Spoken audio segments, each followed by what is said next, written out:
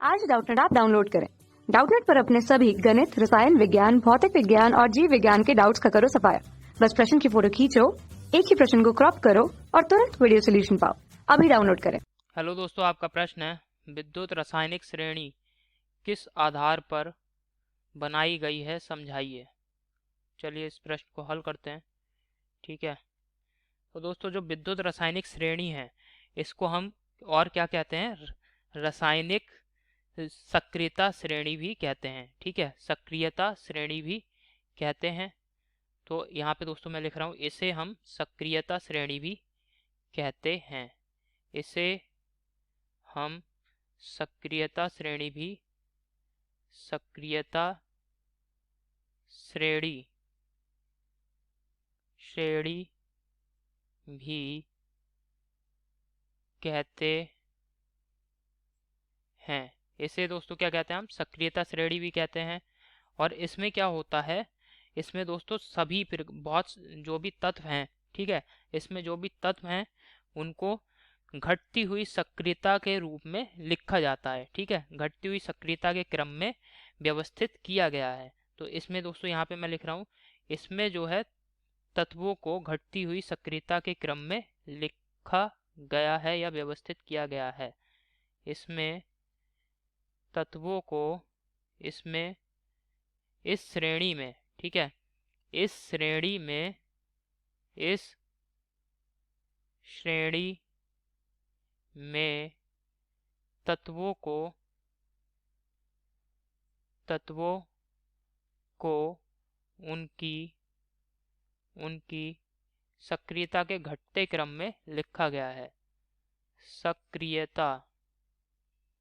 सक्रियता के घटते क्रम में लिखा गया है। घटते क्रम में व्यवस्थित किया गया है। ठीक है, व्यवस्थित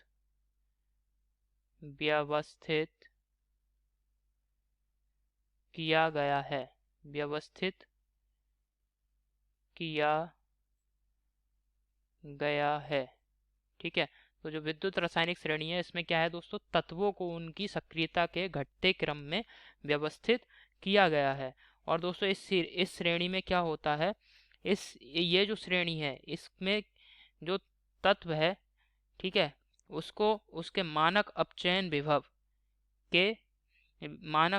विभव के दोस्तों बढ़ते हुए क्रम में लिखा गया है। ठीक है, मानक अपचयन विभव के बढ़ते क्रम में लिखा गया है। ठीक है, तो मानक अपचयन विभव दोस्तों तीसरा दोस्तों मुख्य बिंदु है कि जो विद्युत रासायनिक श्रेणी है, ठीक है, तो इस श्रेणी में तत्वों को उनके बढ़ते हुए मानक अपचयन विभव में व्यवस्थित किया गया है। तत्वों को उनके बढ़ते हुए मानक अपचयन विभव के रूप में व्यवस्थित किया है। उनके बढ़ते हुए मानक अपचयन विभव में व्यवस्थित किया गया है। मानक अपचयन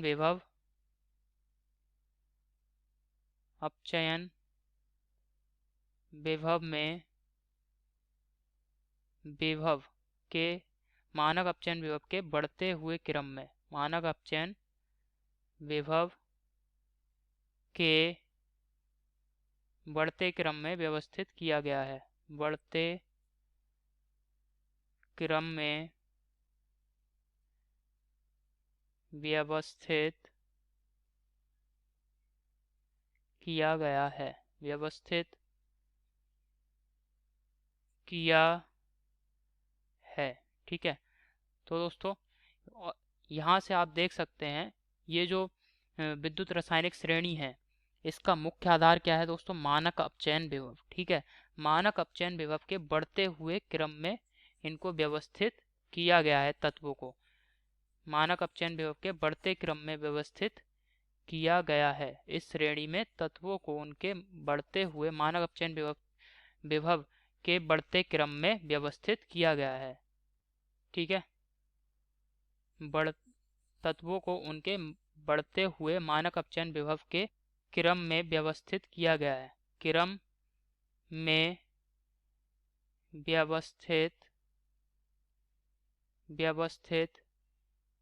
किया गया है।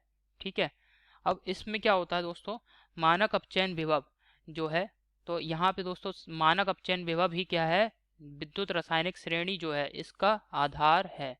ठीक है, तो यहाँ पे दोस्तों हम इसका मुख्य आधार क्या है, विद्युत रासायनिक श्रेणी का मुख्य आधार क्या है, जिसके आधार पे ये बनाई गई है दोस्तों, मानक अपचयन विभव को ध्यान में रखते हुए बनाई गई है। ठीक है, तो विद्युत रासायनिक श्रेणी विद्युत रासायनिक श्रेणी विद्युत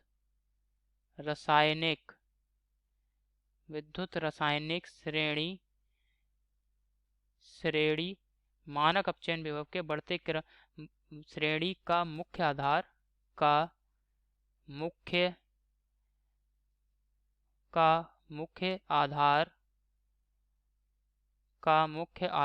क्या है दोस्तों, मानक अपचयन विभव है। तत्वों का मानक अपचयन विभव है। तत्वों का मानक अपचयन विभव है। अपचयन विभव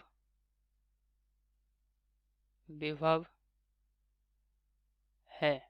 ठीक है, तो दोस्तों विद्युत रासायनिक श्रेणी का जो मुख्य आधार है वो क्या है, तत्वों का मानक अपचयन विभव है, जिसके आधार पर ही दोस्तों इसमें तत्वों को हम व्यवस्थित करते हैं। ठीक है, और दोस्तों यहाँ पे जो हाइड्रोजन इलेक्ट्रोड होता है, ठीक है, उसका जो मानक अपचयन विभव है उसको हमने शून्य माना है, हाइड्रोजन को।